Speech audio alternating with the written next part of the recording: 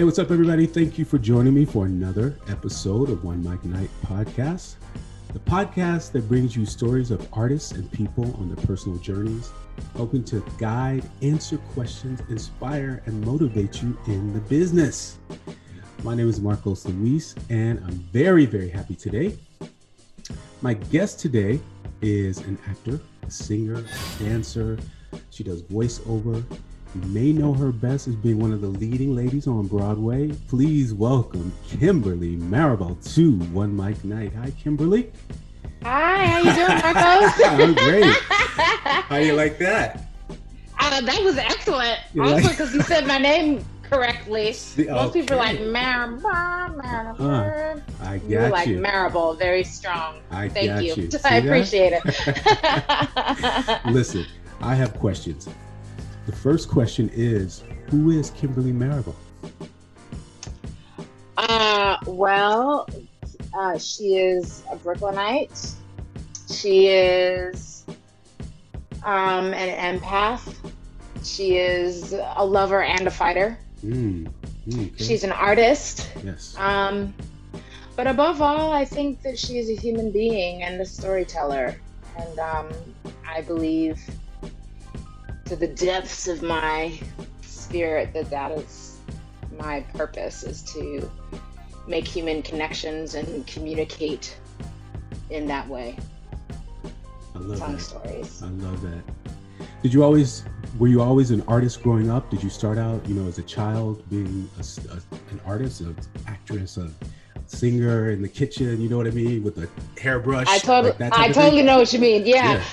I'd have to say, I think I've known since the womb that I wanted to be an actress, singer, and dancer, and was like, when you're little and people are like, oh, what do you want to be when you grow up? I was definitely the child who didn't know what the words meant, but was definitely saying, I want to be an actress, singer, and dancer. And like you're talking about, running around with the spoons and singing into my pretend microphone.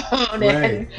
And but I was very fortunate to have parents that sort of recognized that I was a passion of mine. And so at a very young age, they sort of allowed me to experiment with different things, whether it was, doing plays at church or like doing taking singing lessons or dance classes, just to be immersed in the art, but also to be culturally immersed with brown and black people. Yes. who are present in the art as well.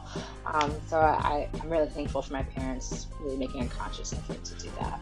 Absolutely. I like that because, first of all, growing up in New York, in Brooklyn, being surrounded by people of color and knowing that that's what you want to do, and you see like some people doing the arts already, and you have those type of role models to look at. Did you go to shows, Broadway shows, the Apollo, any of those things growing up?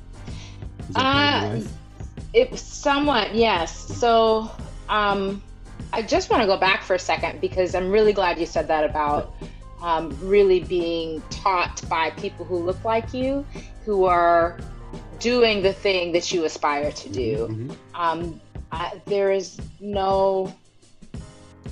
there are several influences that I have, but I really believe that was a paramount turning point for me, to be able to have teachers who were working, but also like had chocolatey brown skin and were leading ladies and showed me that it was possible to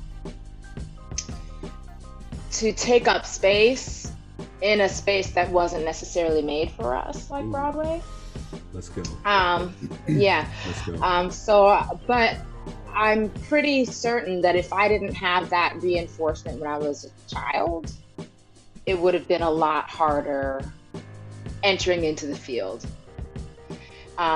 fully as myself versus feeling like I needed to ask permission to be myself.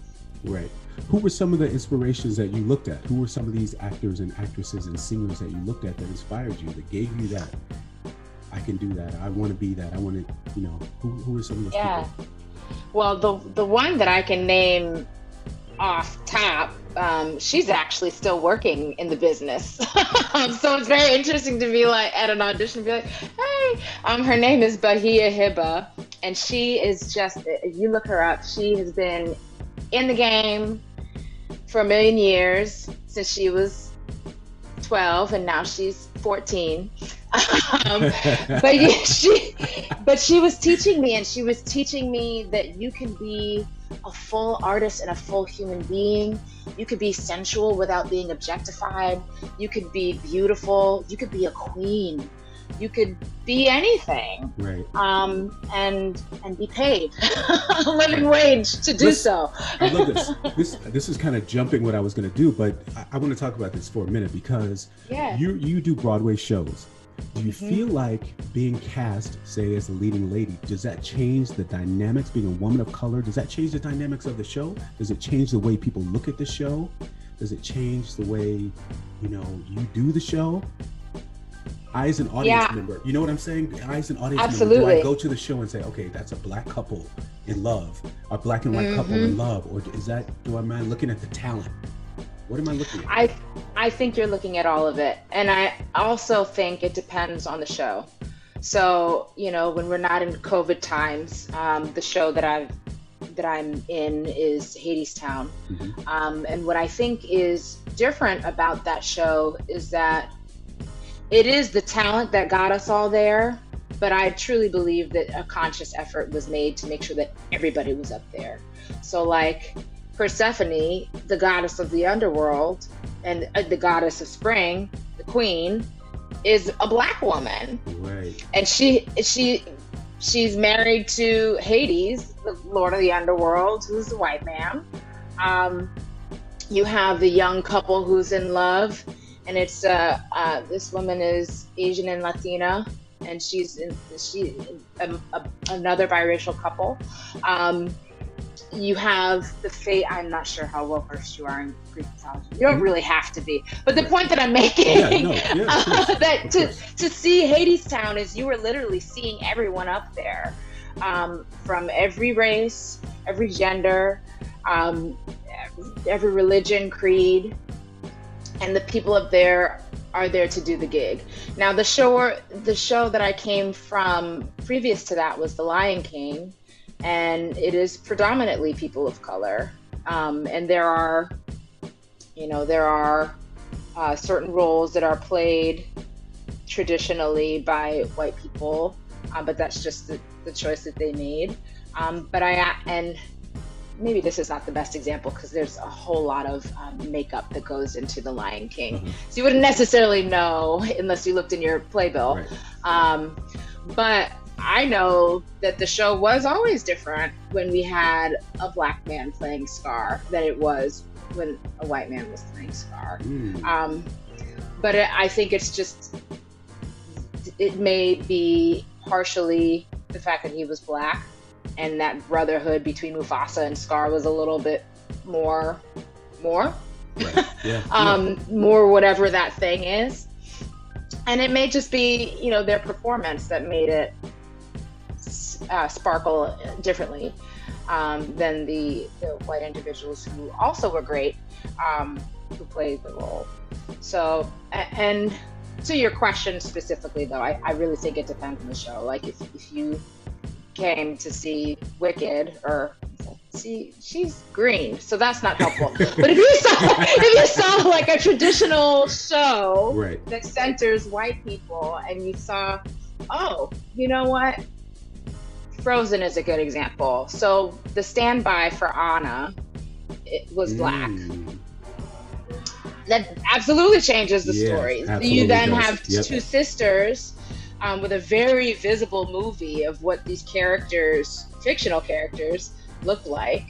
And that's, you can't shy away from it. Right. So what do you do at that point? You embrace it.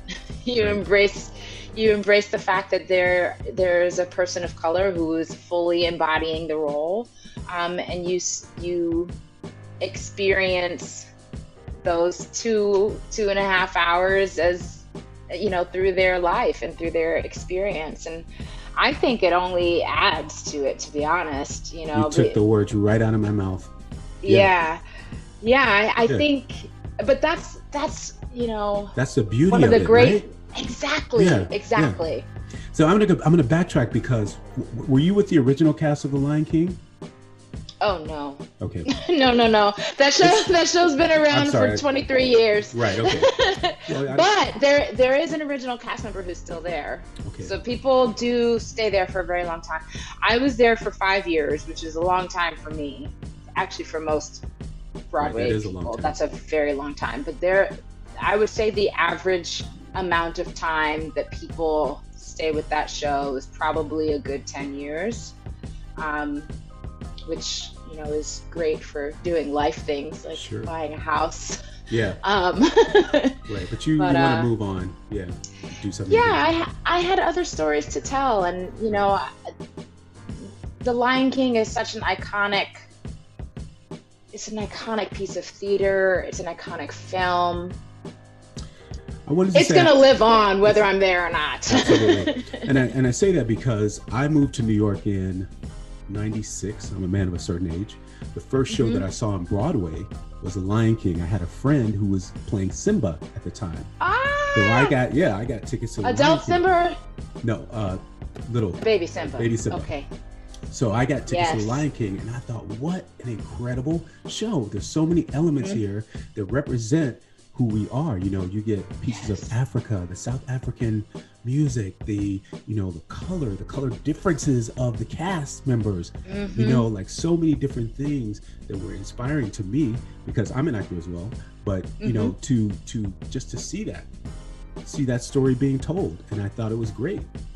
Yeah, it's incredible.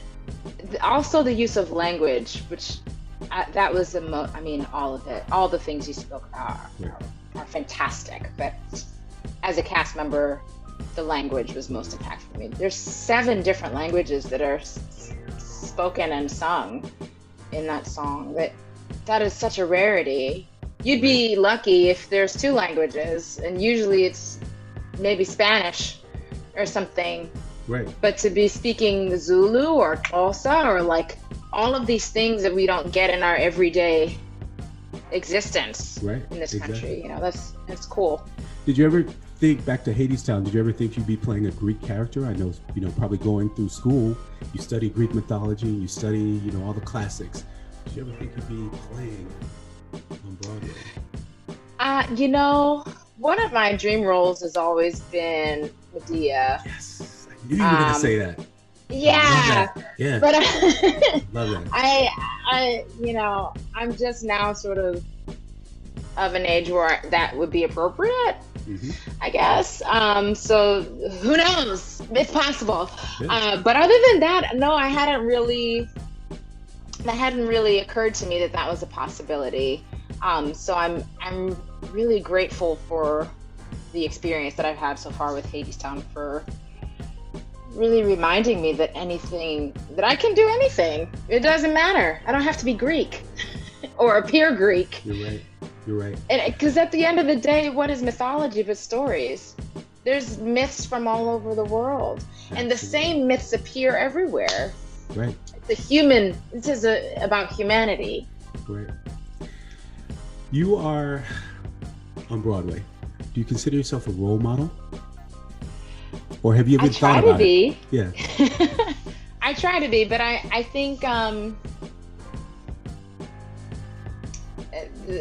my answer is twofold. So in terms of like my extracurricular Broadway activities, me and 2 other Broadway ladies co-founded an organization called Broadway Serves, which essentially connects theater professionals with community service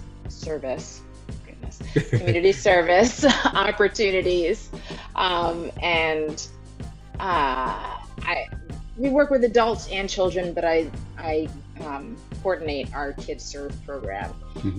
So I'm very often hearing the parents of the kids being like, "Oh, you're such a role model, blah, blah, blah."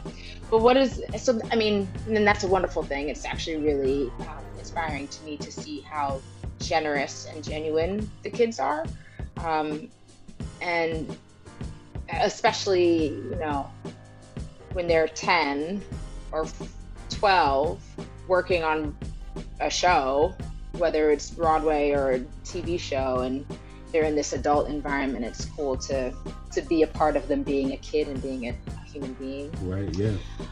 But the flip side of that is it's a little weird and cool, but weird to be a role model to my peers.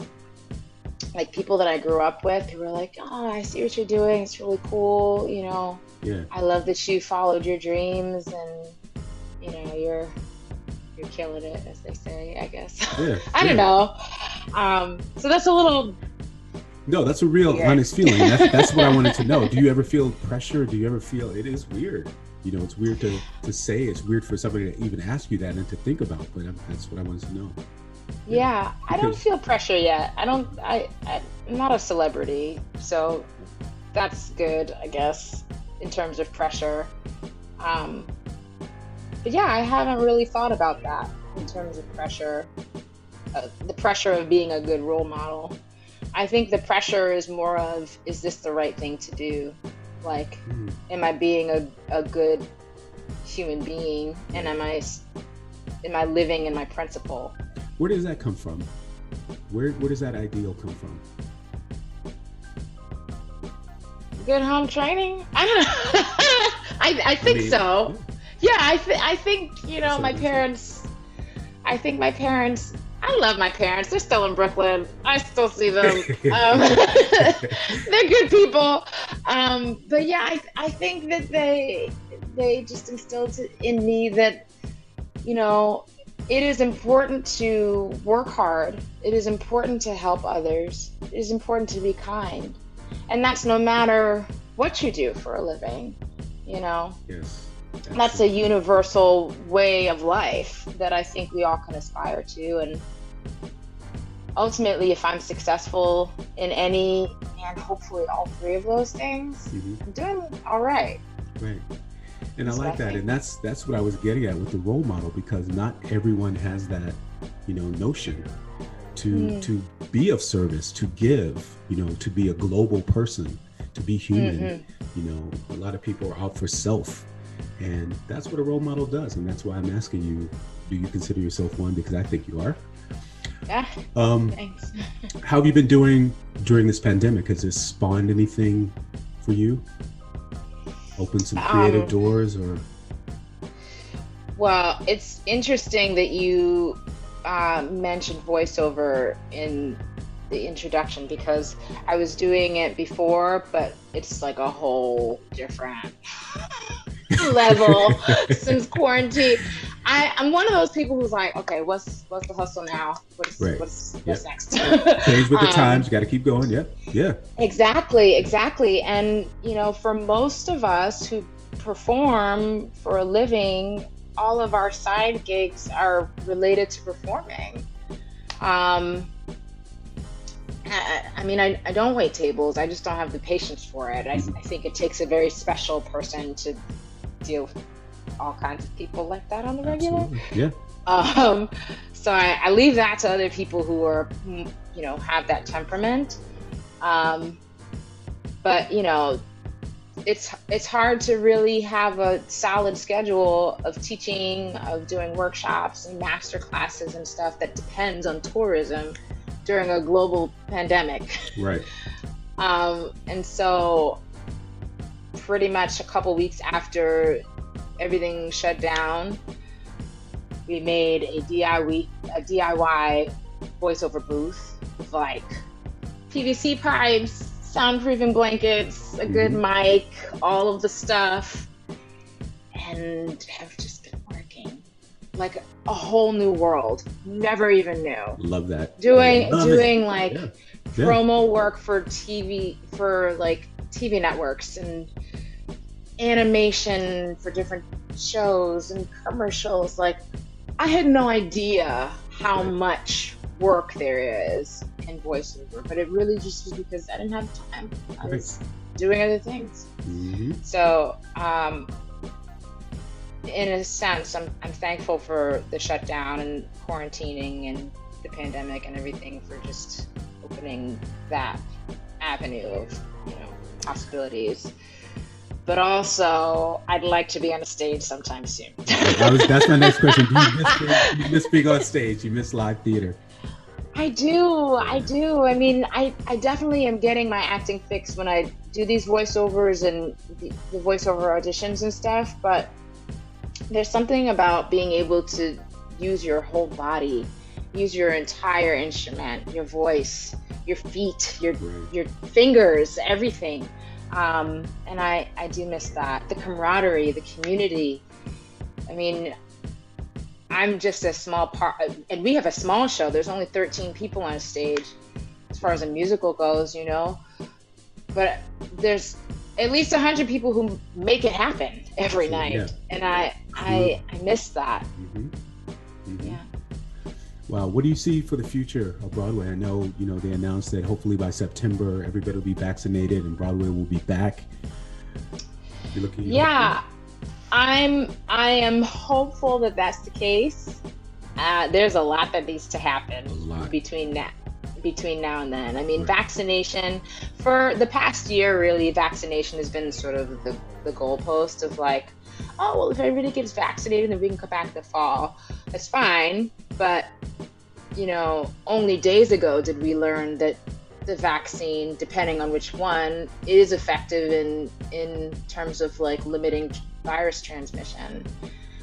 So if that's the case, like, what do we go back to? Is everybody masked? Is the audience masked? How do we do backstage because we can't socially distance? Right. Can you make everyone get the vaccine? That's the first question.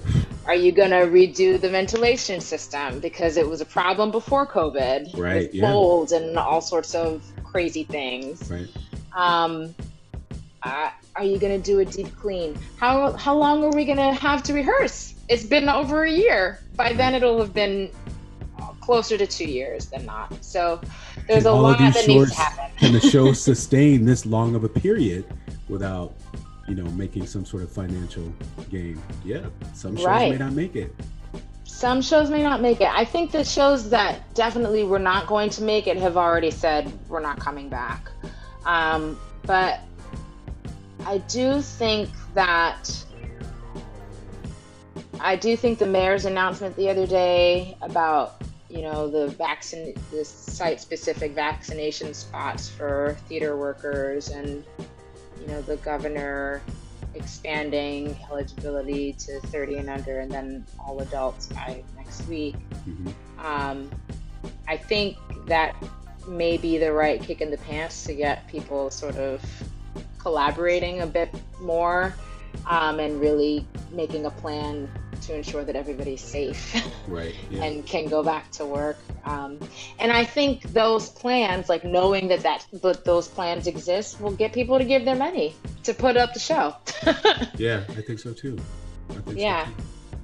It's definitely been a long road, and we hope to get back on stage and do all these things again. Yes, here's to that. Mm-hmm.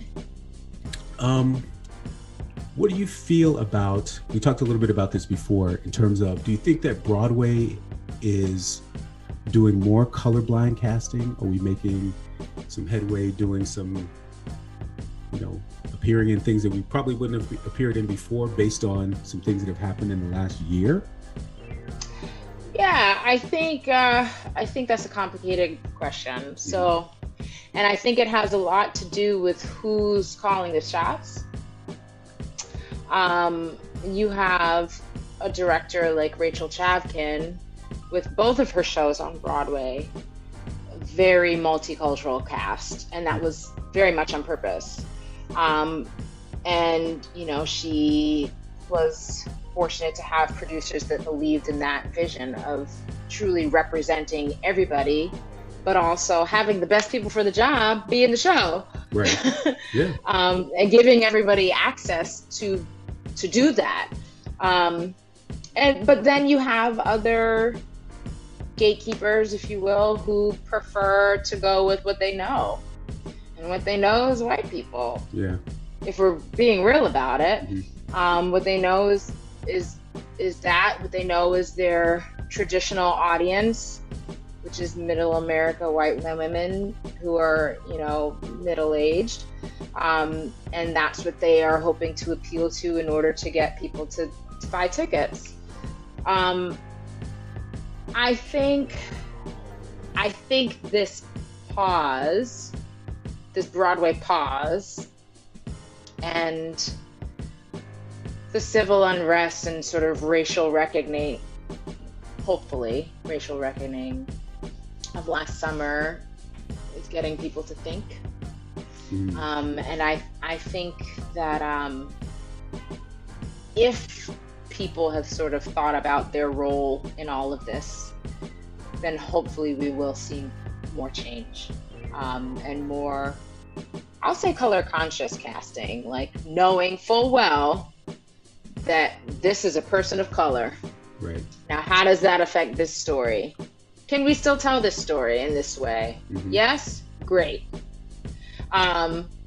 Because usually the answer is yes. Right. Yeah. Yeah. Like, there's no reason why not to. Exactly.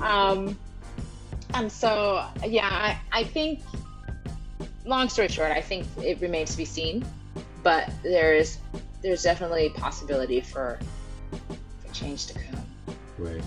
And I feel like like you said, I feel like we are making some headway, and, you know, not just in theater, but also in film and TV and entertainment. You know, you have people, like I said before, who are now at the helm of, you know, of these things, these companies, and producing, you know, films. Like we have Robin Roberts from Good Morning America doing Mahalia. We have these people who are in, you know, positions of power and telling our stories and putting us in positions where we can be seen better and seen in a better light, or, you know, working. So yeah, I would have to agree. Looking back over your history, is there something you would have done differently, or is there something you would tell young Kimberly, maybe I should do this instead, and maybe this will change the path of where I went? Yeah, I wouldn't have done anything differently. I think that everything has sort of led up to where I am today, every choice.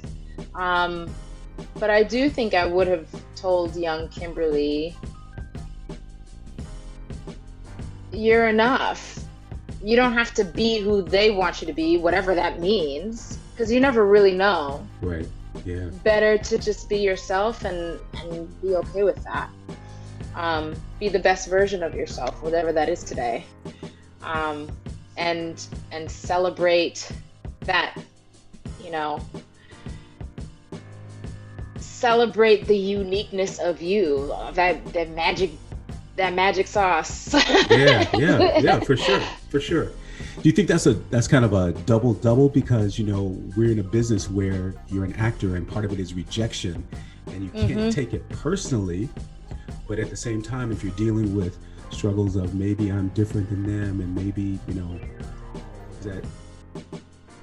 Yeah, it's hard. I mean, it's gonna be hard regardless, just because of it's what we do. Right. And I think, you know, what's made it easier is knowing that, well, they just didn't like this brand of Kimberly. Right. Doesn't mean that Kimberly's terrible. Yeah. If I was prepared and like did all the work and all of that, that's on them. Right. It has nothing to do with me. You know. Absolutely.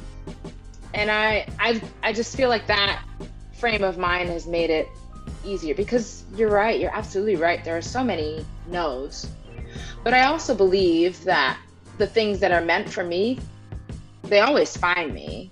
They don't ever pass me by. Right. And sometimes the thing that I thought I really wanted, it wasn't meant for me. And that's okay. It was meant for this other person, and they should have it because it's theirs. I love that. That's a beautiful note to end on. I want to thank you so much for taking some time to talk to me and sharing some wisdom, and congratulations on all your accolades and the shows and being a role model, which you are. Thank you. Where you at, baby?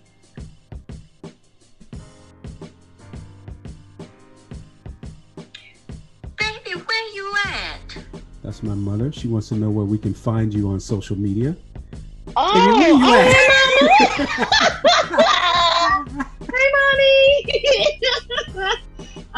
So you can find me at Miss Kim Izzo. Miss to the Izzo, all that. Anyway. On social media, I got you. Yes, it's a terrible Jay-Z joke. That's but anyway. all right. I knew it. I'm glad you got it. I knew it. Yeah, we're right here. We're right here. I got you. Yes. Yes, but yeah, that's it on Insta and Twitter. Miss Kim Izzo.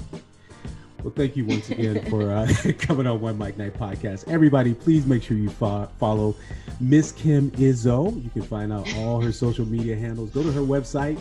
Is it KimberlyMarable.com? Make sure you check her out and follow her on all the social medias and keep up to date with her. She's definitely doing it big. I want to thank everybody for joining me here on One Mic Night podcast. You can follow us and the show at OneMicNite. OneMicNite is spelled OneMicNite. Go to the .com. You can find all the links to our social media there. And you can follow me at MarcosLuis, MarcosLuis. Same thing, go to the .com. Thank you. Please make sure you follow us and share these episodes. Click the bell so you don't miss any episodes. Thank you very much. We'll see you next time. Bye.